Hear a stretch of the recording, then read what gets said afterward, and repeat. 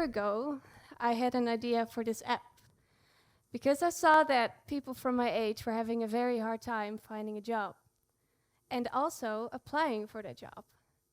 So I thought of the idea of creating an app which basically works like Tinder, but then it doesn't match you to people, it matches you with a job. So for some strange reason, I got an investment for that, which was amazing because I was 18 years old and I was very excited about being an entrepreneur, and having an investor got me so much chances. So this investor, they gave me a lot of money to create this app. But besides money, they also made it possible for me to have some trainees.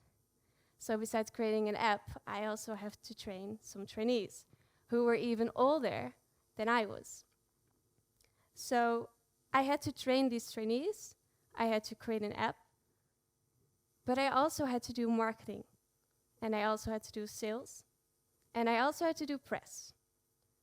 So I was 18 and I was doing this, and at the beginning it was great because I told my investor, I can do this. I can be a leader at 18. I can have this startup at 18. That's fine. So we started doing this, and the more I spent time on creating this app, the more I realized, oh no, I thought way too much of myself. And my investor also realized that I thought way too much of myself. And they thought way too much of myself because I was doing something that wasn't supposed to be for someone who was 18 years old. So today I was supposed to be telling you the success story about this app. But sadly, 2 weeks ago, January 3rd, my investor told me that we're not going to continue creating this app. So I wouldn't be an entrepreneur if I didn't find a solution to this problem. So instead of telling you how great my app is and how great I am going to tell you why millennials like I think that they are born leaders. So I started doing some research because I knew that I wasn't the only millennial acting like this. And I found out that 3 subjects are very important for millennials right now that make them think that they are born leaders.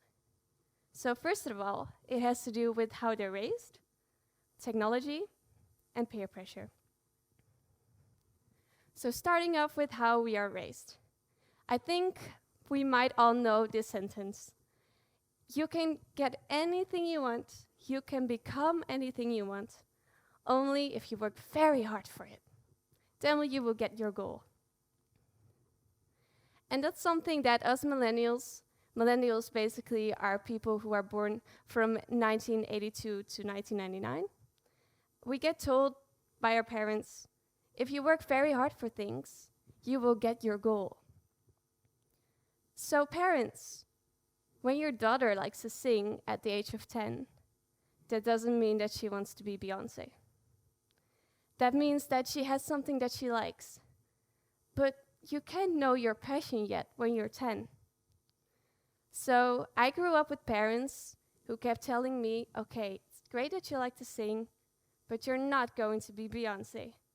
Because later when you're an adult, you have to find something that you love to do, something that you're good at. You have to find your passion.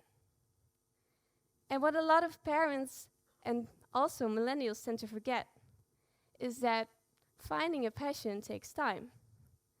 Millennials get the feeling that they have to be successful at the age of 20. Because at the age of 10, people kept telling them, you're so good at what you do, this should be your goal. So millennials, they are trying to reach the goal that is not their own passion, it's the passion that someone else keep telling them that they're good at that.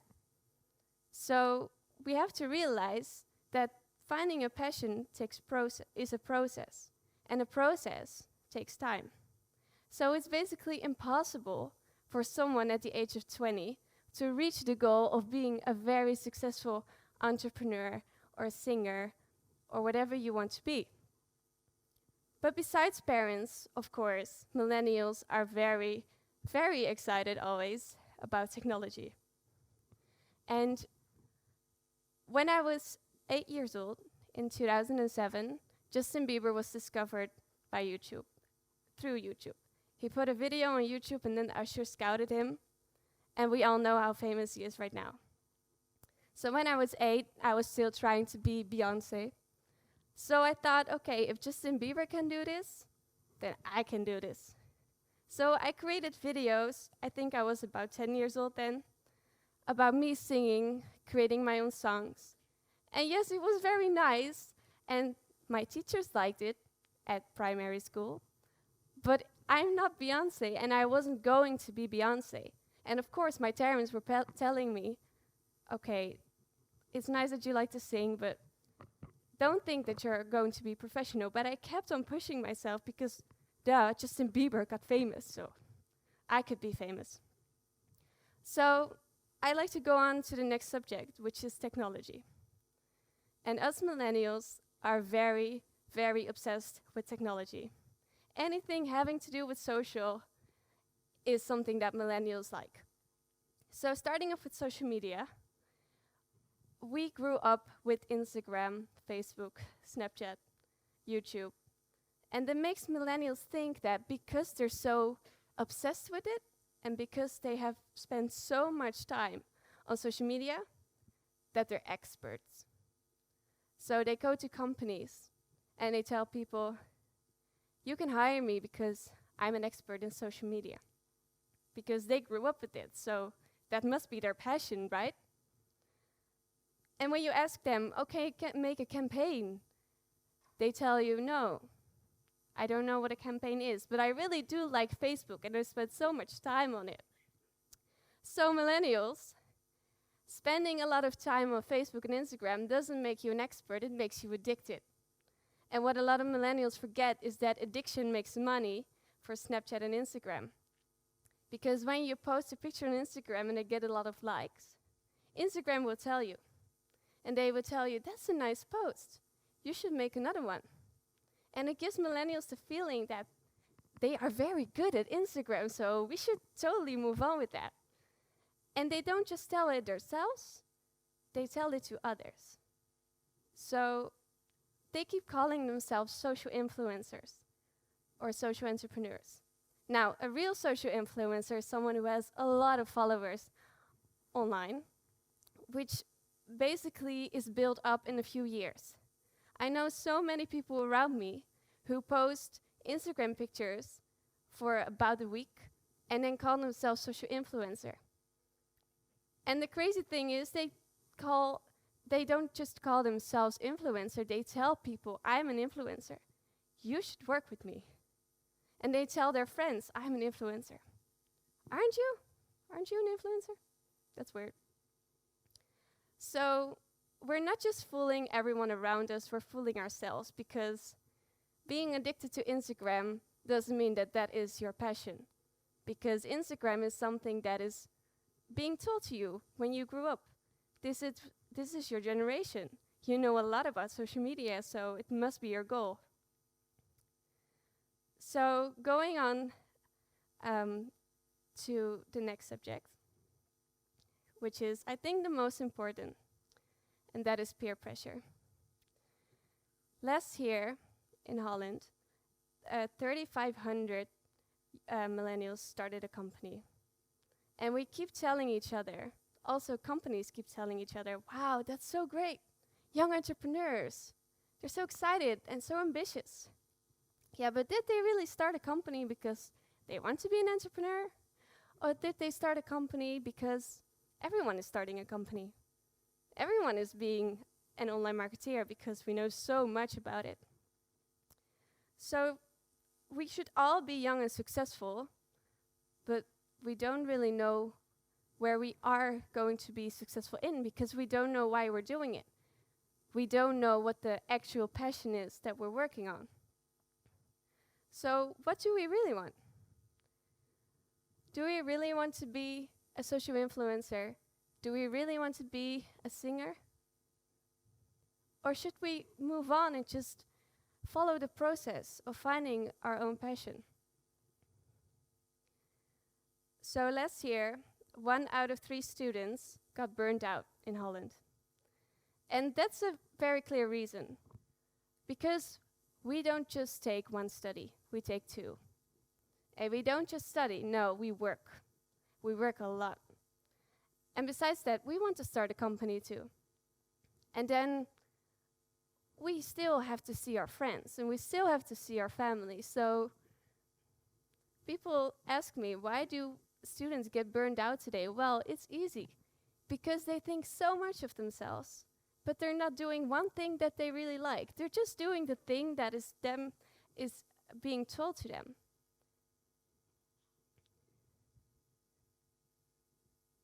So I want to make a change. And that's something that every millennial says. But I really do want to make a change. At the age of 16, I started a company that wanted to help other companies find their interest in youth, but also knowing how to reach them, how to connect with them. Because these millennials and our next generation, Generation Z, they grow up so fast, and they have so much new stuff. They know so much more about social media. They use so different medias. Companies don't even know anymore what millennials like. So besides showing companies what our generation and my generation really likes, I want to show other millennials, or maybe even the generation after us, that it's okay to fail if you're starting a company. And it's okay to not be successful at the age of 20 yet, because that's not possible. So I told you a story about this app, and I made it very exciting, because I was young, and I did that, and I did get an investment, and I did get my trainees, but it didn't work out. But we're still working together. We are not working on this app right now, but we're working on other cool things. And I'm an entrepreneur, and entrepreneurs, we all know they fail and they stand up again. So yes, I fail, and I fail often. But the question is it really failing? Or is it really the wrong way? Or is it just my way of finding my passion? Isn't it just my process? Thank you.